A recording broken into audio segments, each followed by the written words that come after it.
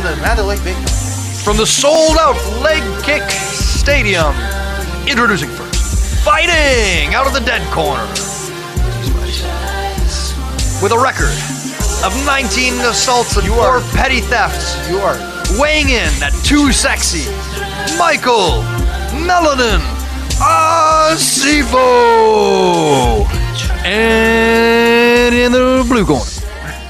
You sound more like Joe Martinez than Bruce Welford. I want to sound like the Pride Lady. In the blue corner, Kito Yamamoto. What's his name? There's a guy in New Japan Pro Wrestling that I really like. He goes like, I'm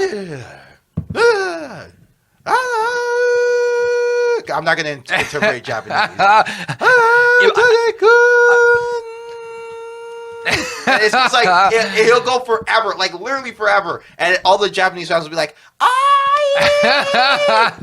JMMA is nothing if not epic, man. Do you remember the old Pancrase announcer? He was my favorite because it made no sense. He'd trail off. He'd be like, Basu Roten! And then they'd always add a kun or a sama at the end. Like he'd be like, Ruteno! Like it's just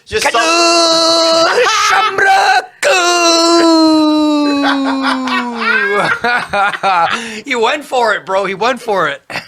Man. Nah, they'd be going for forever. Like, oh man, who? Funaki Masu.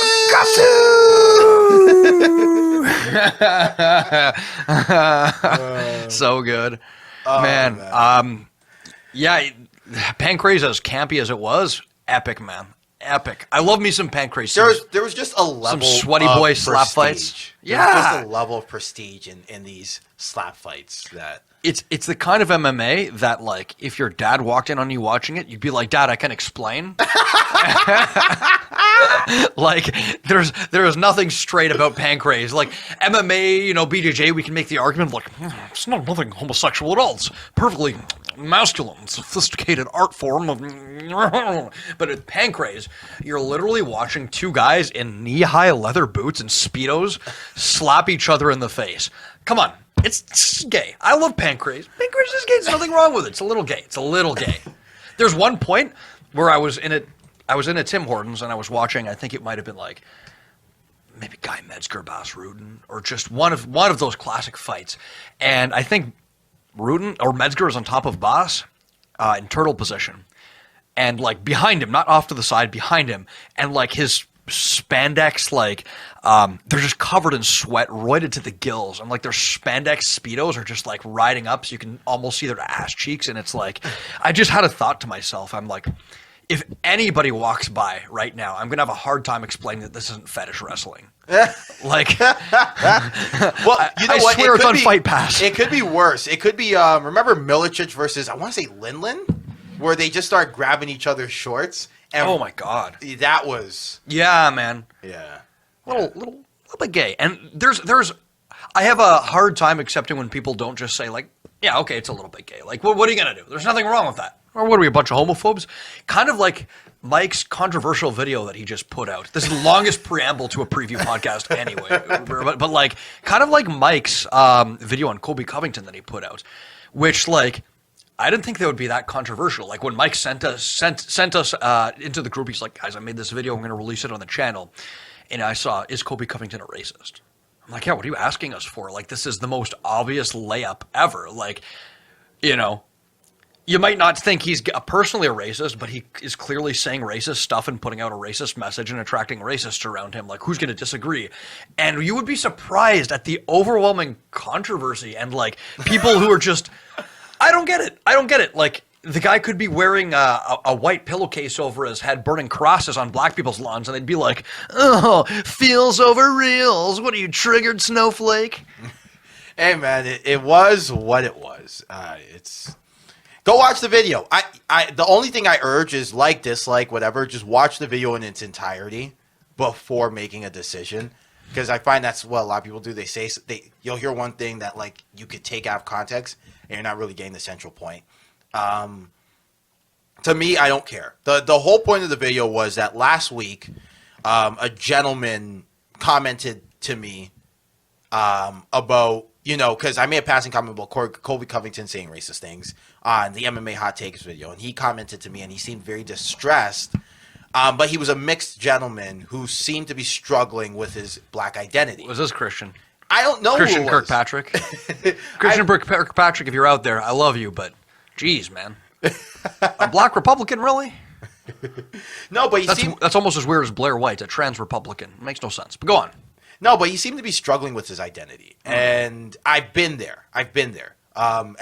Look, if you talk like the way I talk and look like the way I look, it does it. People for some reason don't put A to B. What do you mean talk the way you talk, Mike? I'm gonna make you say it. They say You're black, but you talk white. A lot of times I got that a lot. If I played goalie for in hockey when I was like in grade 5, ball hockey because I couldn't afford, ice hockey. It's hella expensive, and you'd hear you're black, you shouldn't be playing hockey. You got that? Oh, as jokingly or like? Well, sometimes it was jokingly, but it was with a little bit of seriousness. Like again, microaggressions are a weird topic to explain on a MMA podcast. But yeah, I don't even like the term microaggression. So like, just I don't know. Yeah, internalized bias, maybe. Yeah, no, and the whole thing I was trying to say was that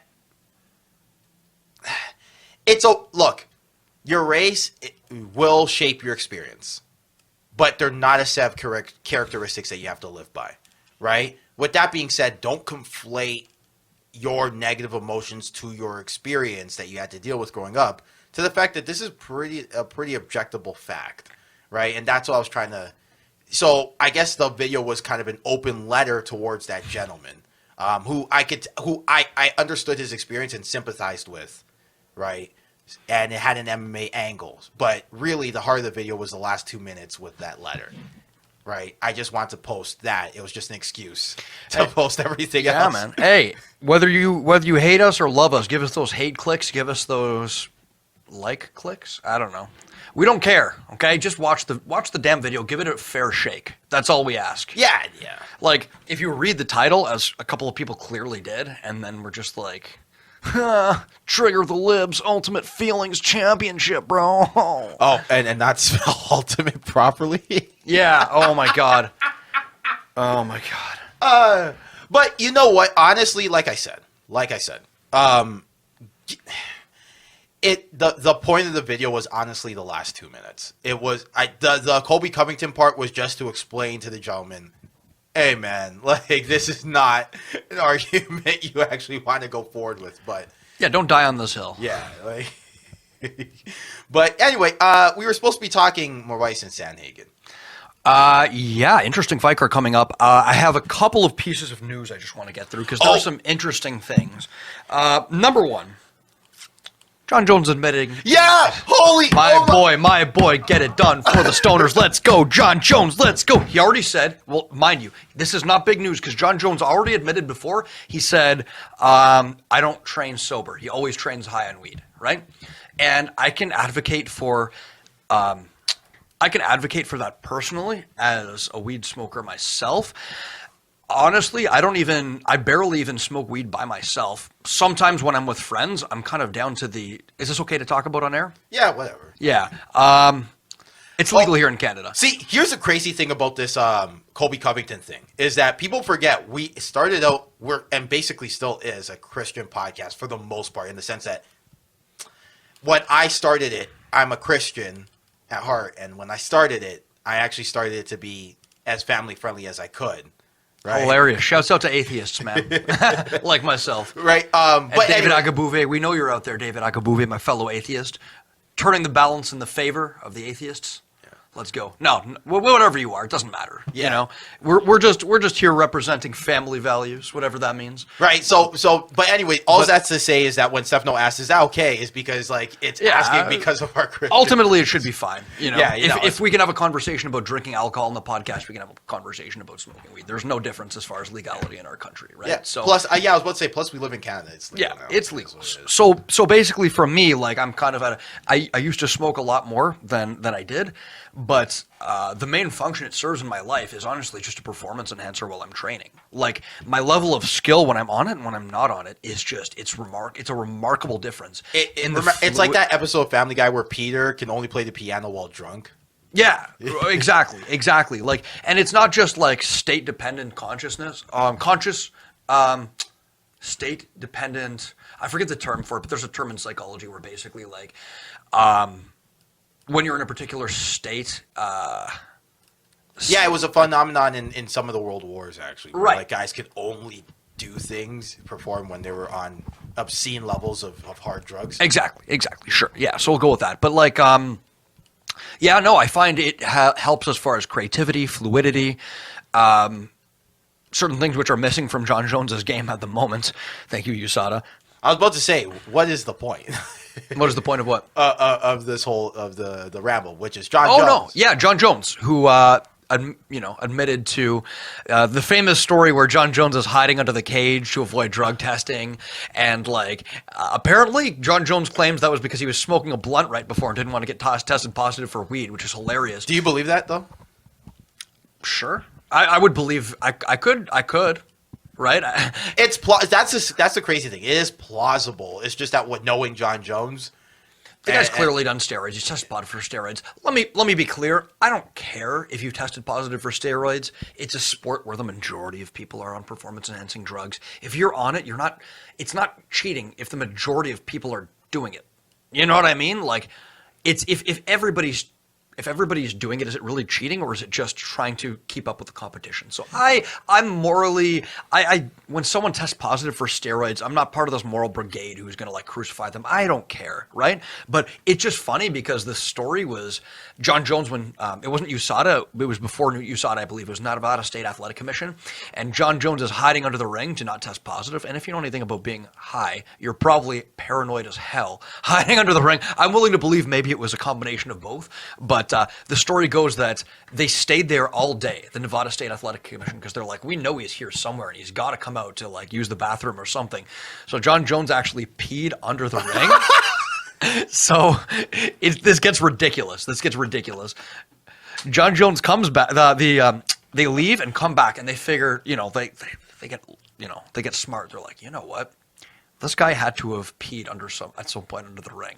So they got a warrant to test the urine under the ring to test that. So in a show of solidarity, all the fighters at Greg Jackson's peed under the ring as well so that they couldn't get a good sample.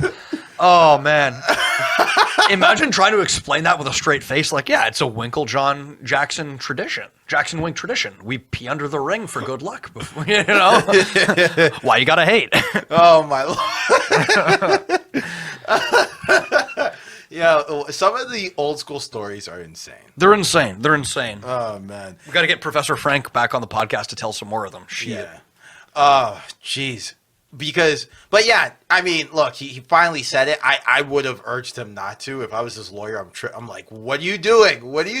Give me your phone. And I would have deleted everything. But yeah. Stop it, John. Stop. Like, you think about what you're doing. Nah. Yeah. No. Second piece of news. We have a couple fight announcements going on here. I was going to say, the other one is Rafael Dos Anjos is out. Yeah, with COVID. Hope he's doing okay. Poor guy. Yeah, COVID diagnosis is never a good thing. So I do think silver lining, if you can think of one, is that I don't think this was a good matchup for him, and I want to see RDA do well. Yeah, because he never does swimmingly against more dominant wrestlers to him. He works best when he can apply his pressure seamlessly. Yeah, man, but hope he's doing okay, as well as all the other fighters that have tested positive. A couple more announcements. Oh, Islam Makhachev looking for a potential opponent, so that's going to be interesting. Mackenzie Durham versus Nina Gianjiroba. Virna Gianjiroba. Kind of a gimme fight for Durham, I think. Gianjiroba, not the smoothest striking, more of a jiu-jitsu practitioner. But see, I think they're giving her a jiu-jitsu practitioner to kind of see like that jiu-jitsu versus jiu-jitsu matchup. Sure, levels, man. That's just all I'd say. I mean, we thought Herbert Burns was gonna. I mean, at least I thought Herbert Burns was gonna have a good win, not like an easy win, but a good win against Daniel Pineda, and Daniel Pineda beat him. I like saying it like that. Pineda. Yeah. So you never know what could happen. But anyway. So, yeah, it's true. Pineda, I would... Virna Gianjiroba and Pineda are kind of two different animals, I would say. Yeah. In level of experience, the level of competition they've faced, and just... but, yeah, you never want to count out a talented grappler like Gianjiroba, just what I suspect is going on. But a couple of one championship announcements because David's not here. Anlu Song, if you're a big fan of Burmese MMA, fighting De Ritter for the title, middleweight title. Yeah, I suppose this is just noteworthy because he's a two-division champ and beat Brendan Vera. Christian Lee versus... That was a great fight, by the way. Brandon Vera versus Anlu Song. Yeah, that was a great fight. I thought Vera had in the bag in the first. He did. Anlu Song's the Burmese Python is a tank. And then Christian Lee versus someone I've never heard of for the lightweight title. Martin Quinn for the featherweight title versus someone I've never heard of with the last name Lee. And yeah, that's kind of that. I think that reminds me. Shameless plug. Wonder Girl Fairtex is going to be on the show soon. Yes. Wonder Girl Fairtex, elite Muay Thai fighter out of Fairtex Gym, training partner of Stamp Fairtex. Woman who had a stunning, I believe it was an up elbow knockout in her last fight, which you never see. That's she uses elbows. Yeah, she'll come over the top. Boom! I was going through her fight catalog, and she's one of the most prolific elbow artists who will use just the straight, like a jabbing elbow, and like the hatchet elbow, just like that with the side. Beautiful stuff. Love it.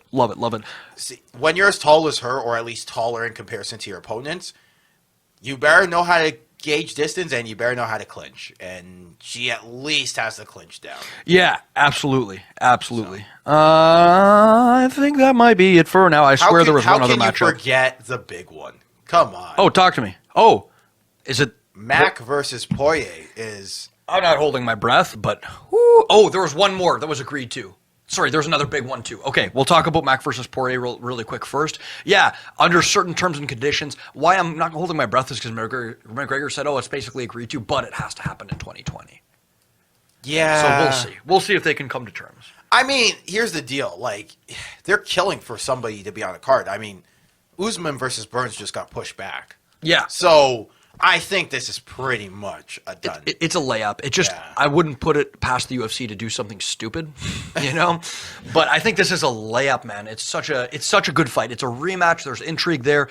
We're seeing a very friendly. And here's the thing too, like they're suffering from a relative mainstream PR nightmare in the terms of Colby Covington. Like, believe it or not, most people think racism is wrong, guys. I don't know. So is that a thing? Racism's bad, really? I believe it or not. I think, yeah. Okay. I should probably change a few of my views. Okay, go on. but yeah, they're suffering from a relative. Oh no, but I think relatively they've been suffering a bit of a PR nightmare. You just see that ESPN's been all over. Stephen A. Smith had a field day on it. Mike's boy, Stephen A. Smith.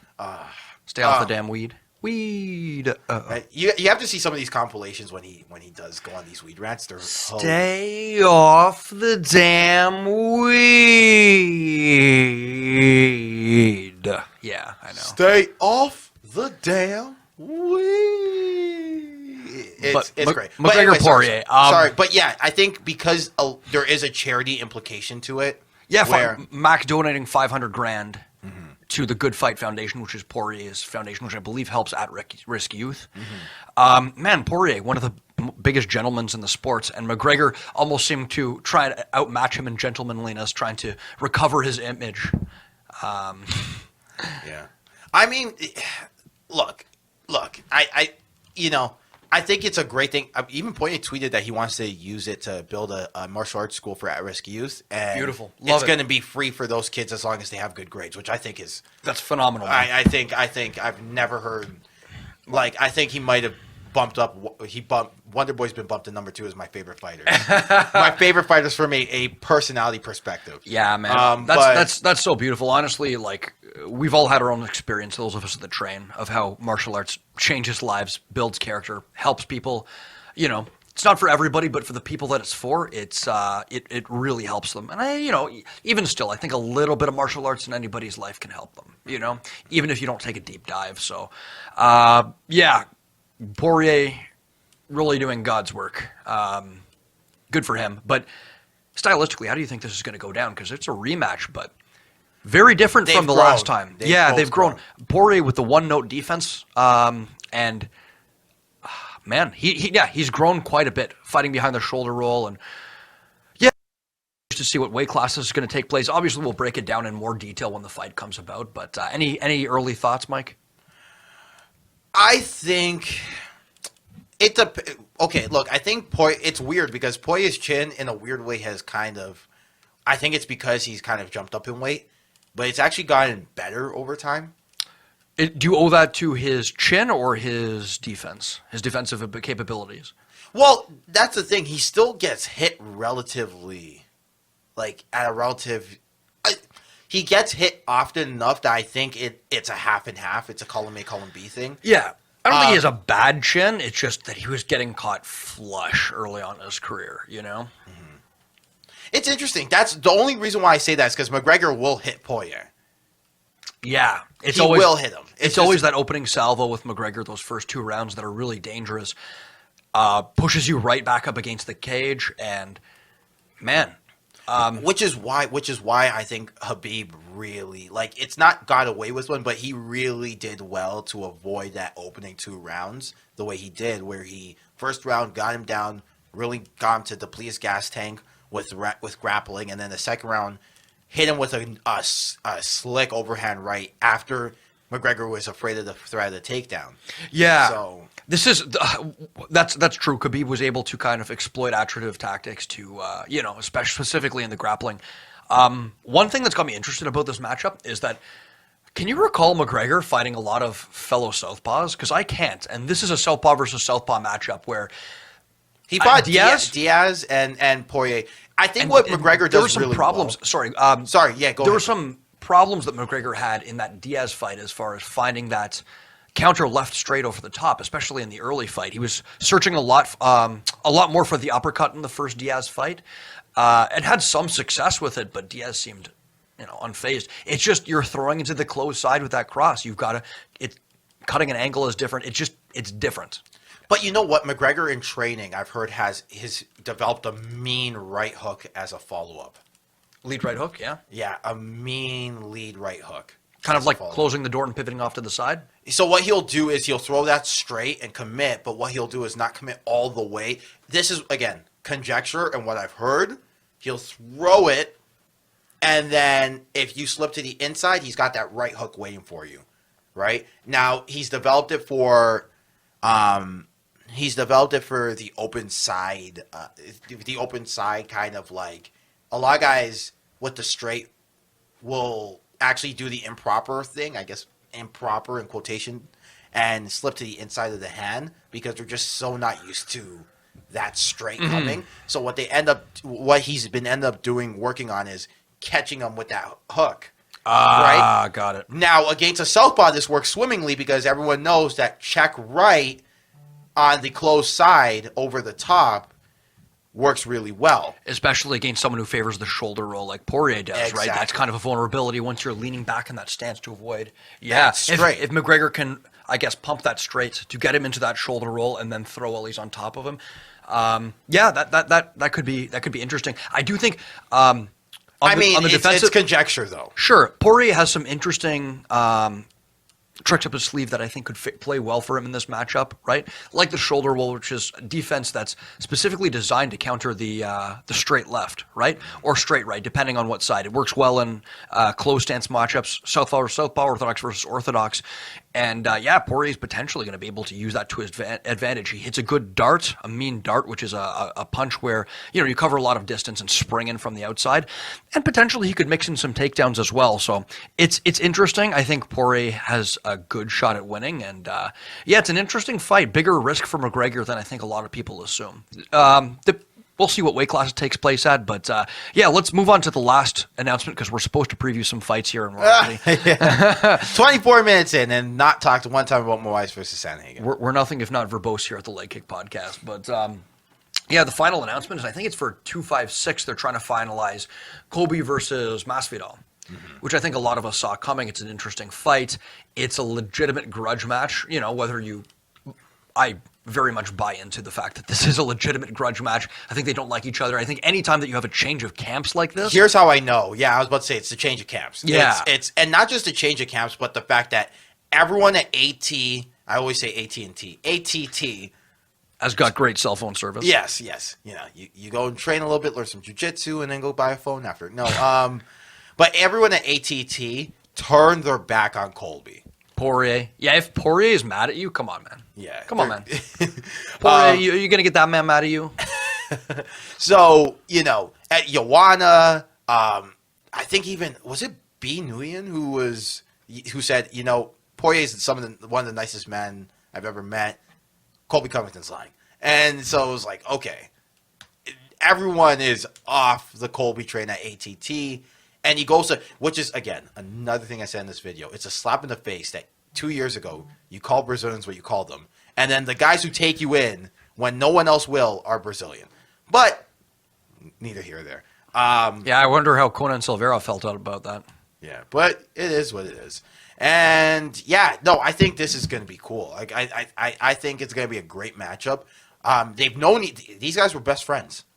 Best friends. Yeah, like there's clips of them training together back in the day. They had a little series on YouTube where they were, documenting their life together. Interesting matchup. I probably see Colby running away with it just as a result of the wrestling, but I'm not going to underestimate Jorge's chances to pull out something crazy. Probably targeted for UFC 256. I think that's in November. I'm not entirely sure, but that'll be another one. That's hella close. That's close. Yeah, we'll talk about that more in detail when we get closer to it, I think.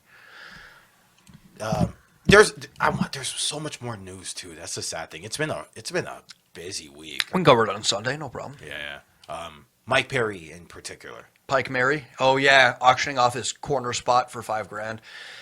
Come on, man. Poor man is a train wreck. I like the idea in the sense that, like, let's say I'm Daniel Cormier, for example, right? Sure. And I have Javier Mendez. Who's his boxing coach? Crazy Bob Cook. I think it could be Crazy Bob Cook. No, okay. Crazy Bob Cook's one of his coaches. So yeah, okay. Run with Crazy Bob. Okay, let's go with Crazy Bob Cook, and you have 2 more spots left. Why not give the 4th spot? Like, of course, Habib's going to be the 3rd guy, whatever. But why not give the 4th spot to some fan who's willing to pay you $10,000, $20,000, sure, $30,000? Why not? I'm with you. I think it's a great idea. Now, with Perry, again, please find a head coach. Yeah. Please find a head coach. It can't just be a pregnant Latore Gonzalez and Darren Till. You got to throw your right hand. You absolutely got to throw your technique. That's my terrible Scouser accent. We Scousers. I'm Darren Chill. I'll take on every one of yous. No, dude, I agree. Like, it's a cool little way for fighters to earn revenue. What I will say is it elucidates kind of a larger issue, right? As much as, like, the Mike Perry situation is a train wreck, we all feel bad for him. Mike, get some help, man, and get a head coach. And as much as, like, fighters, it just shows this is how desperate fighters are to make money. Yeah. Like, this has got to be a revenue stream.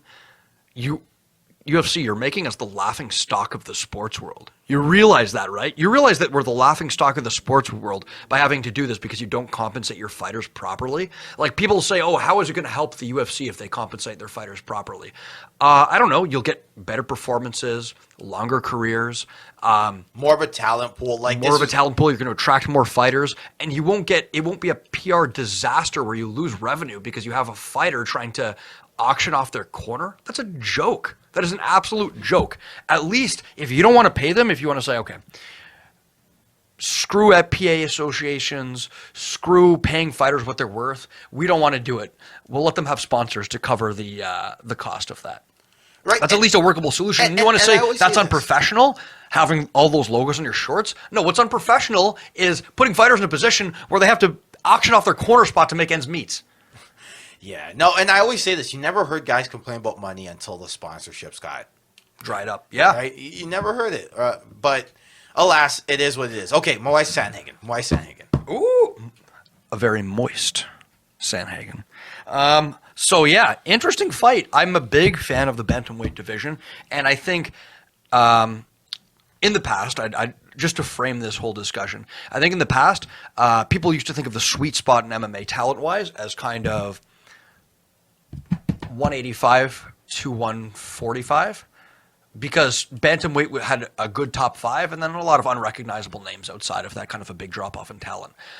Wow, has this division come a long, long, long way? Not just in the fact that it has significant grassroots talent, but the intrigue, the personalities, right? Fighters that have actually captured at least the semi-casual fans' imagination, like your Moraeses, like your Aljos, you know, like your Peter Jans, like your Henry Cejudos, who's now retired, your TJ Dillashaw's. This is a deep, interesting division, right? You mean division? It's been a long day, okay? I had to kill a giant mug full of coffee just to... Jeez. Okay. Yeah. So, with that being said, what an interesting matchup of styles here, Mike. Yeah. You know, and both guys who are looking to really get a bounce back performance, so to speak. I know Moraes won against Aldo, but did he? Yeah, exactly. Yeah. You know? And to his credit, it was not a blowout. It was a close performance. I believe it's been a while since I've seen that fight. I think he won the first round fairly comfortably. But Aldo, yeah. I thought he had a good game plan. He always throws out a left switch kick, right? That's one of it, and he'll just throw it naked. Just boom. He gets everyone in the division that you shouldn't be able to get everyone in. Because it's just speed is its own setup sometimes, and sometimes he just does a little skip step into range, and then boom, that it just comes up over the top and just. That's how he knocked out Aljo too. That's how he knocked out Aljo. That's how he knocked out Jimmy Rivera, right? And I thought that was a good look against Aldo, because Aldo likes to slip to the inside to land that counter left hook to the head and to the body, and then pivot off the center line. And I thought that would have more of an effect in the later rounds, because obviously, slipping puts you directly in line for that head kick, right? That left head kick. So I thought, okay, that's an interesting game plan. Just spam that technique in the first round just to let Aldo know, if you're going to slip to the inside, I've got something waiting for you. Kind of just you might not knock him out, but it's a precautionary measure just to take away one of Aldo's biggest weapons. So that was interesting. Sandhagen, obviously a fighter that likes to fight behind the bounce. And by the bounce, I mean that Dominic Cruz kind of tactic where you're presenting your head on a platter, you're kind of leaning forward, right? You're throwing off that jab. He fights behind his jab, jab, hook, right? Double jab, and he's waiting for you to just pull back, offensively countering. He'll just pull back and then put back on the pressure, right? A pressure fighter with no power, excellent at switching stances. And we were having a little talk about stance switching before the podcast. I think stance switching, and I was thinking about this, gives you a big advantage in being able to cut the cage off, right? Because if you think about it, let's say we're facing each other and you're orthodox, right? I want to stop you exiting out, or even southpaw, exiting out to this side. If I can't switch stances, I have to actually cut you off and pursue you, or time a kick to stop you in your place. If I can switch stances, I can cover a lot more distance to cut the cage on you. Yeah.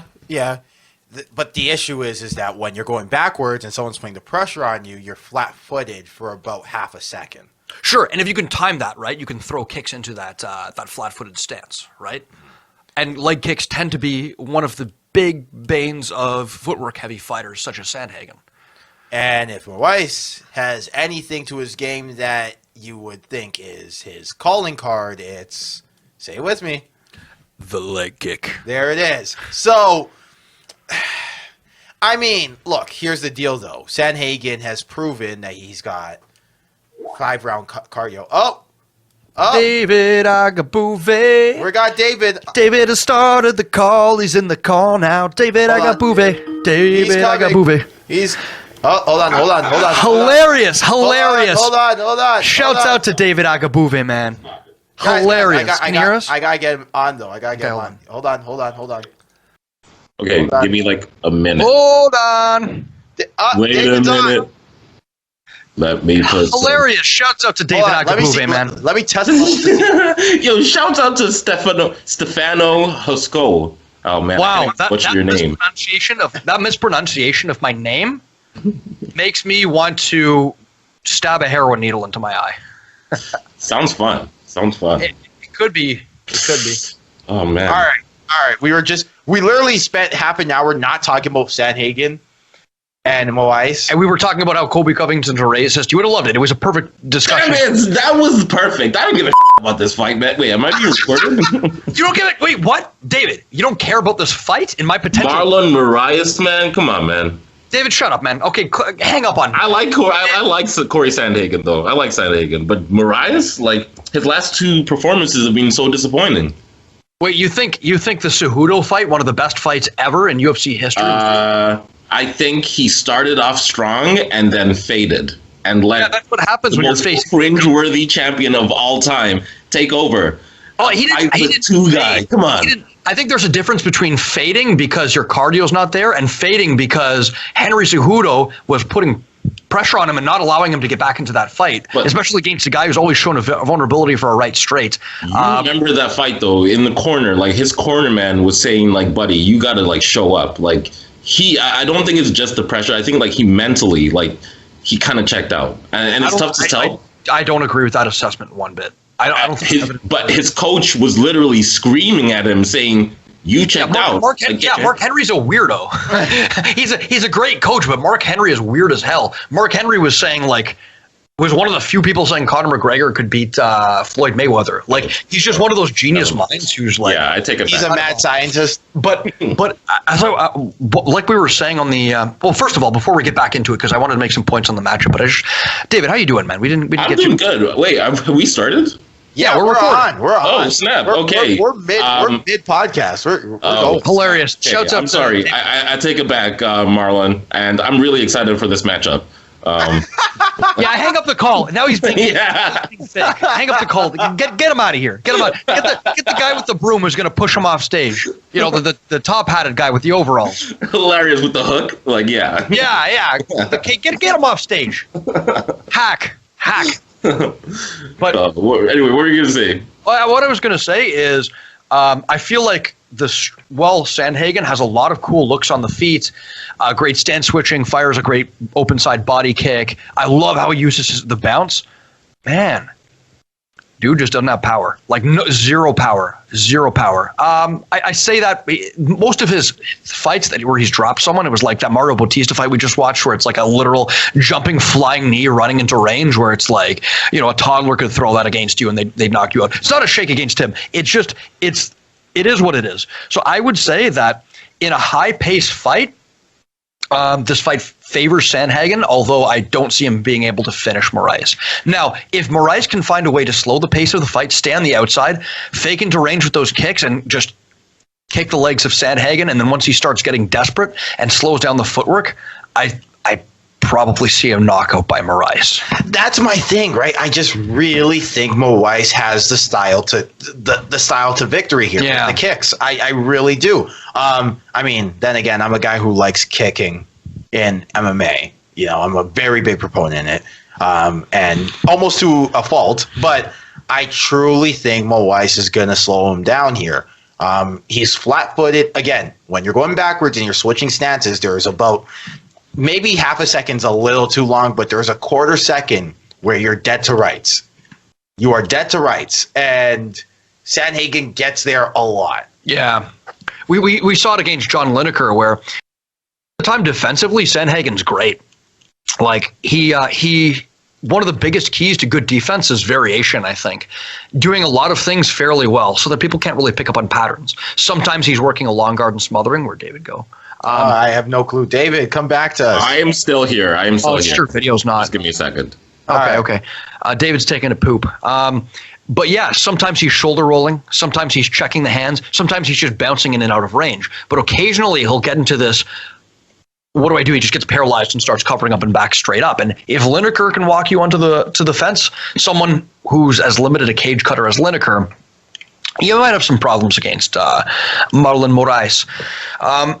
In fairness, I will say, pace is the key, though. Pace is the key to this fight for either fighter. Yeah, that's the thing. If Moraes can't slow Sandhagen down, Sandhagen's probably going to take him to deep water by the third. Now, That's what I was going to say. Moraes, even though I think Moraes is really quick from what I remember, he doesn't strike me as a guy who has great cardio. And Sandhagen's a wrestler, right? He also has some excellent jiu-jitsu as well. I don't know. I'm not sure if he has a formal wrestling background, but I can speak to the fact that, he has some very cool takedowns. He likes to hit that TJ Dillashaw double leg where you hook the leg instead of turning the corner. And he's got a cool Kimura trap, man. He's got some slick jits. But again, Marlon Moraes is an elite jiu-jitsu fighter as well. Jittone for my Italian brothers out there. Do they really call it that? No, jittone is table soccer. Whenever you say jits to an Italian, they'll think table soccer. Yeah, Mike, what do you think are some good weapons that Moraes can use to really slow down the pace of the fight? Leg kicks. Not naked, of course, although Moraes is so fast that he probably could land a couple naked. But yeah, have you noticed there are a couple of guys who, they always say they always say that you can't land naked leg kicks against an experienced striker. But there are a couple guys who are just literally so fast, like there's nothing you can do to stop it. And I think like Moraes is one of those guys, no? Speed's its own setup sometimes. I completely agree with you. And sometimes you just got to throw, right? Don't think, just throw sometimes. And I think there's a lot of hip feints that Moraes throws as well to kind of throw off the timing of it. But yeah, I agree, man. Sometimes if you're fast enough, you can just throw. Sorry, David, you on the line?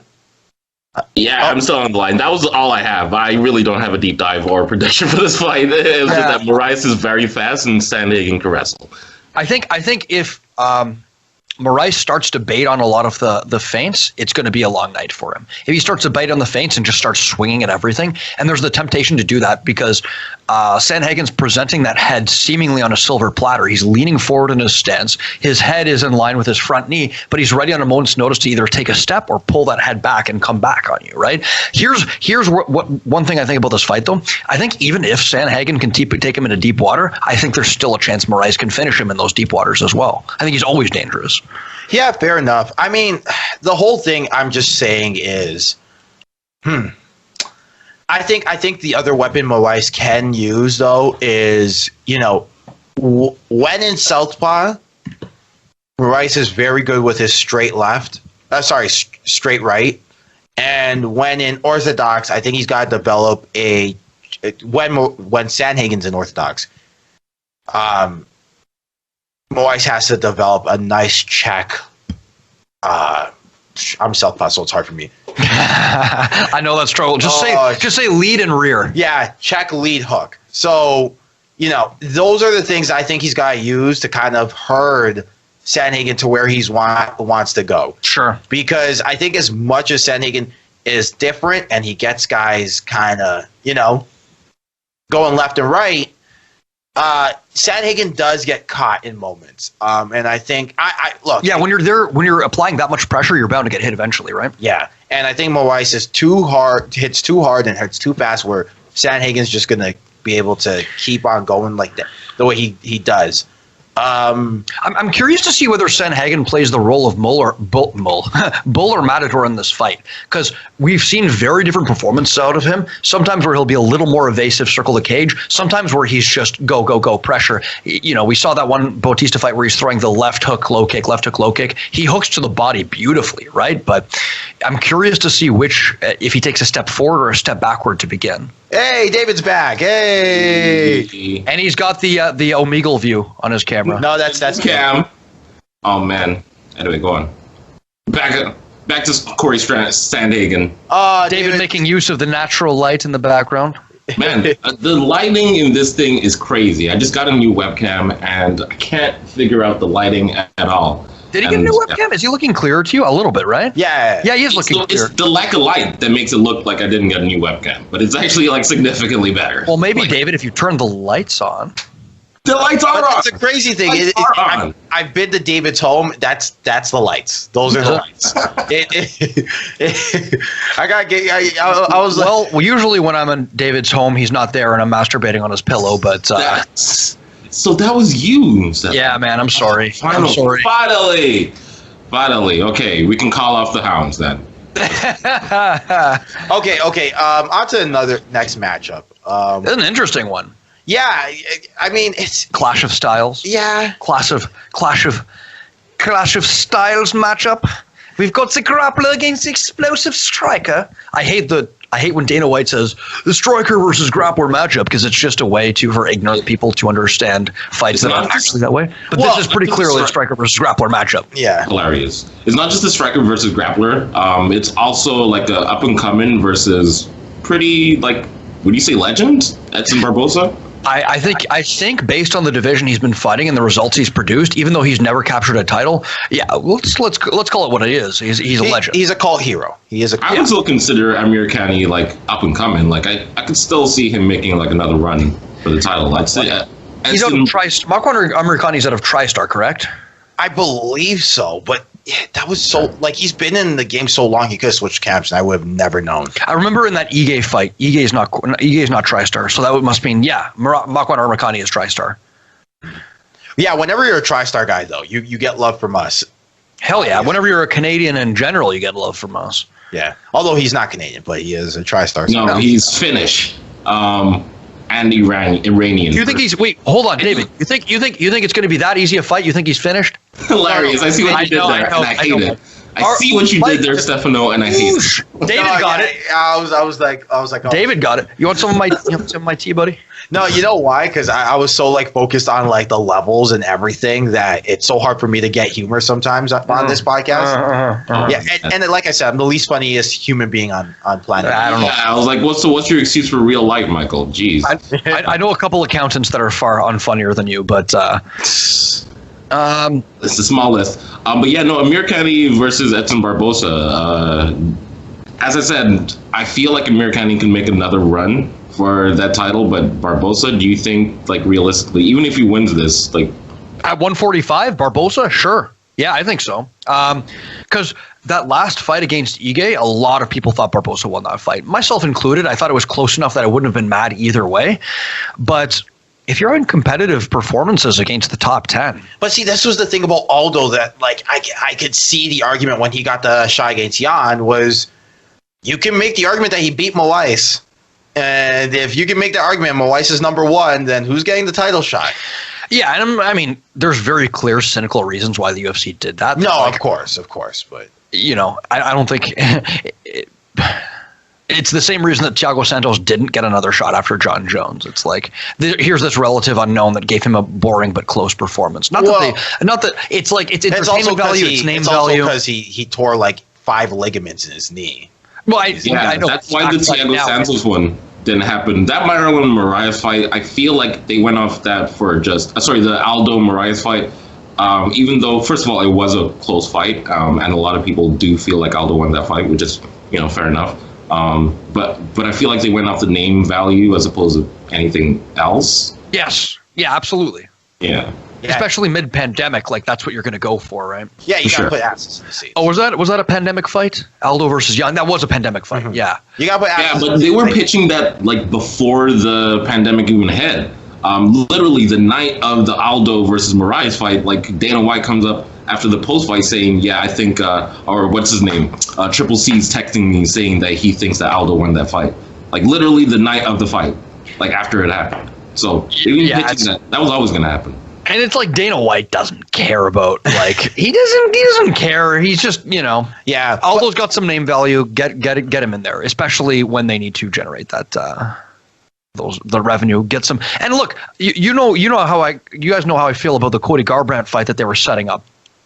I was all for it. Yeah, I didn't hate it, and I didn't hate the Aldo matchup either, just because I thought Aldo versus Jan was an interesting stylistic fight, and it was. I think in a lot of ways they brought out the best in each other, and it was a more competitive fight than a lot of people expected. I called it though, but it was a fun fight. And sometimes if you want to throw one of those fights in there, as long as it's not a massive skill disadvantage, especially in those lower weight classes, you can use the notoriety of Aldo to give Jan some notoriety. What the heck? Why not? Do it, and then you can from there. But this caveat to that is you have to use that at the same time to build up the division. Maybe on the same card in the co-main event, you would throw in like, Jimmy Rivera versus Cory Sandhagen or something like that. Something to like it's McGregor versus Habib, and then they threw Tony versus. I thought that was a great Tony versus Anthony Pettis. Exactly. That's how you do it. Tony completely stole the show. Completely stole the show. But all this to say that Barbosa can compete at 45. Yeah, and his power clearly translates over to 45. His speed clearly translates over to 45. I had no idea how he was going to make the weight. He looks great. Obviously, he shaved down some muscle.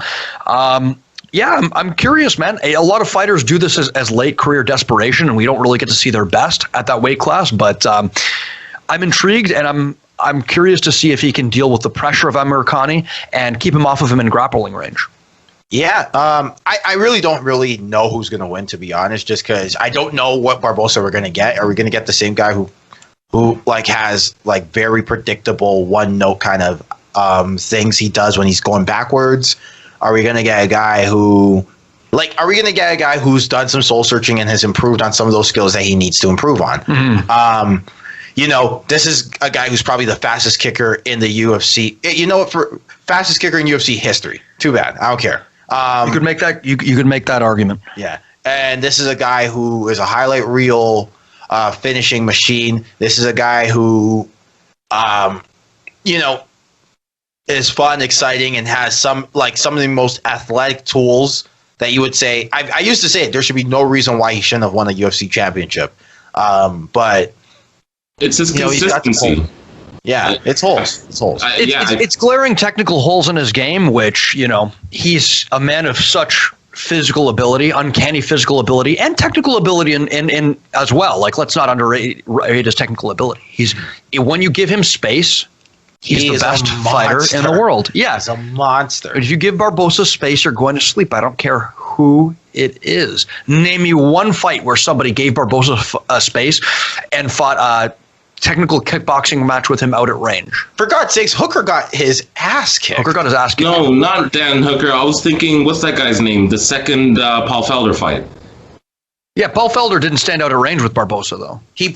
After the first round, where Hooker, again, I think objectively got his ass kicked, he pressured Barbosa. Some in him clicked. Felder, you mean? Yeah. You said Hooker. Oh, did I say Hooker? My bad. After that first round. No, I feel yeah. I mean, it was more of a clinch stand-up, but I feel like Felder ate a lot of leg kicks in that fight. From what I can remember, and he didn't win that. He won. No, the second one. But it was dubious. And through pressure. Yeah, it was pretty dubious. No shot. Shouts out to Paul Felder though. Hilarious. But it was dubious. Let's be honest. But okay. So yeah, let's move on to another one. I really can't. I don't care about third from the top. Do you guys care about third from the top? Martian Tabura versus Ben Rothwell. I don't care. Not really. No. Might be an interesting knockout, or it might be a boring heavyweight slog. Either way, I don't care. I just want to see Ben Rothwell go. I care about Tom Aspinall versus the other guy, just because he's French, and Tom Aspinall is apparently British. a pretty. He's British, Tom Aspinall. No, Tom Aspinall's British, but he's facing some other French guy that I've never heard. I know, that's what I'm saying. Good old matchup, Britain versus France, you know what I mean? Yeah, I want to see that, but no, I good old Jolly Brit versus a frog. Yeah. Listen, Stefano. I feel like in another life you would have been a voiceover playwright. I'd love to be a voiceover. Just do it. I will. Like, we're gonna call Funimation right now. You're gonna start doing animation for it. All right, love. Here goes. I'll be the voice actor for a few of your British roles. You know what I mean? Yeah. That was not bad at all. Yeah. That was not bad. Okay, all right. What are we talking about? That was really okay. I have things to do in like the next 5 minutes. So like, real quick, I just want to bring attention to the fact that Giga Chikotski is fighting on the undercard for some reason. I don't know why. Former Glory fighter, absolute beast. I would love to see more of Giga. Impa Kasanganai, interesting contender series standout against Joaquin Buckley, who I'm not intimately familiar with. We've also got Chris Dalkas. 8 fights? And what about the Canadian though? What about the Canadian? Who? Lars? A legend, right? He's been in this for time, if I'm not mistaken.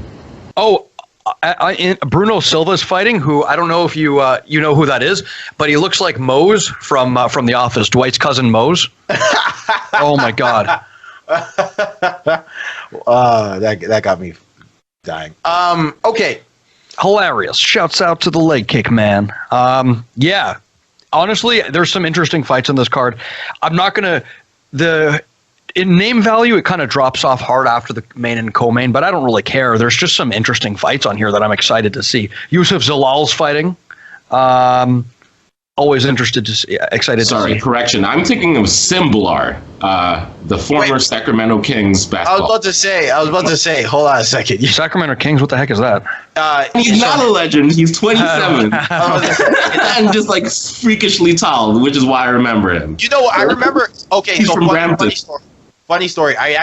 So for people who don't know, I actually used to be a beat reporter for the Raptors 905, and Simbular, this is the first year Simbular is a Raptors 905, right? Is a 905er, I guess, is the name. And he's in the back and he's suck and win. Like the first game, he does okay, but he's suck and win because he's 380 pounds at 7'4", right? And, you know, I alluded to the fact that, like, it's his first game and so, like, I kind of wanted to be like, you know, like, give him a pass and be like, hey, you know, it's his first game. He just got signed. It's early season, you know, and it's probably going to be a conditioning thing. And I was like, you know, so I go and ask him a question. It's like, yo, so like, what can we? So like, are you excited to see like what you could do mid-season because you had 20 points today, but you know, mid-season when your conditioning gets better and obviously it's been, you know, you're going through the thick of the season. Are you excited of what you can really do in this league as you go along? And he goes, first of all.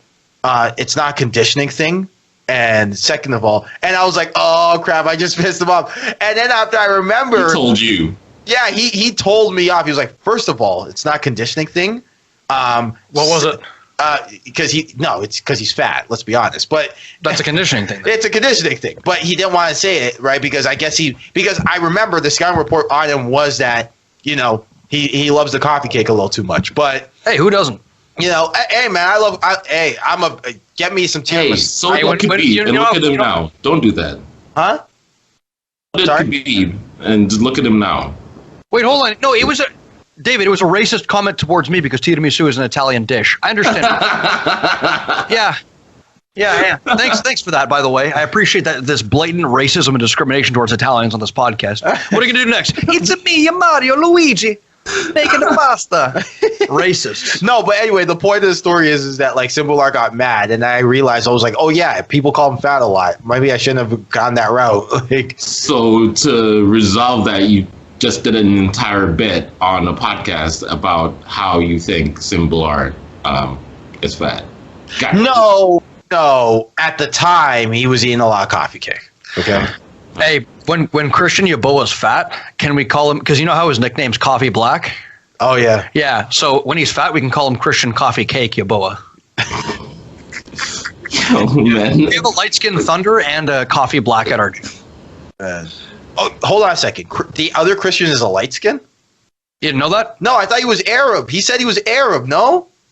We're talking about the same one, the really jacked one, right? Yeah. He's Jamaican. He told me he full was Jamaican. He told me he was Arab. That liar. He was joking. He's full Jamaican. Oh, man. Yeah. That's told me really funny. Arab, and I didn't think a second of it. I was like, oh, cool, man. His nickname's Light. That's really funny. Also, do you know who else is going to be fighting this weekend? I don't know if you guys already talked about it. Michael Page. Nobody cares about that, but friend of the podcast, making his MMA debut in France because MMA has been illegal in France. Bellator doing the first show in France. UFC's got one shortly after.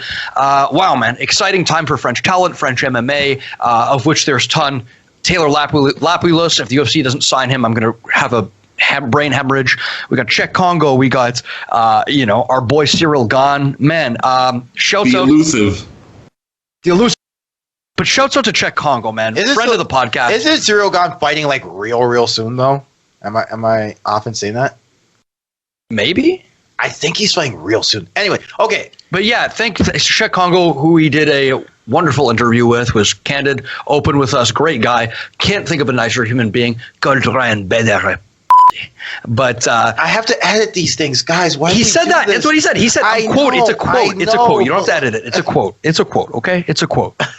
I don't know if that's correct, but okay. He did. He told Ryan Bader the P word. He did call him. He called him a wet ass P word. He called him he called him that. Yeah. He said, "Get a bucket and a mop for that wet ass P word." No. I don't believe he said that. I don't think that. But yeah, if you can, show Bellator some love as well.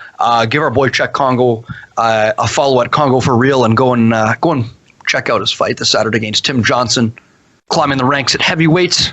Oh, real quick too, I want to give a shout out to like he's not really our guy, but he's a Bellator guy that I really lean on a lot. Giancarlo Lino. Whenever I make videos, he's an Italiano, yeah. Giancarlo Lino. I worked with him in the past for Vibe 105. We worked together, and every time I kind of need information on Bellator, he's there and he's ready, and he deserves a lot more love than he gets. And he's a hard-nosed journalist who does the right things, does it the right way. So, yeah. Cool. Other than that, I got going 1 minute. So anything you guys want to say? Give us a like, peace out, a follow, a subscribe. The Leg Kick Podcast. We taking over. Want to see the attitude? Yeah. So just give us a like, give us a follow. Jeremy is currently under the desk. I shot him with a tranquilizer gun. He was throwing a scene. He pooped into his hands. He was smearing feces on the wall. We covered it up with the posters. But I had to tranquilize Jeremy. He's being housed under the desk right now. He'll wake up and realize what an opportunity he missed. But yeah, man, shouts out to Jeremy. You know, one of these days, someone's actually going to believe some of these things that you say. But they're true. They should believe them. All right. Should I do this weird sign-off in the preview pod? But whatever. One more thing real quick. We have our new intro now, done by Stanislav Shilvinsky, a.k.a. Satan. If you need any editing work done, Stan is just, he's an editing god. And if you like our promo, where I'm looking pretty thick, if I'm not going to lie.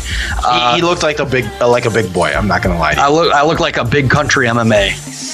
So, shout out to Big Country MMA. Hilarious. Mike, do your thing. Okay. In this crazy mixed up world where, Colby Covington all of a sudden isn't a racist, according to our like-dislike ratio. Just remember, you got three things.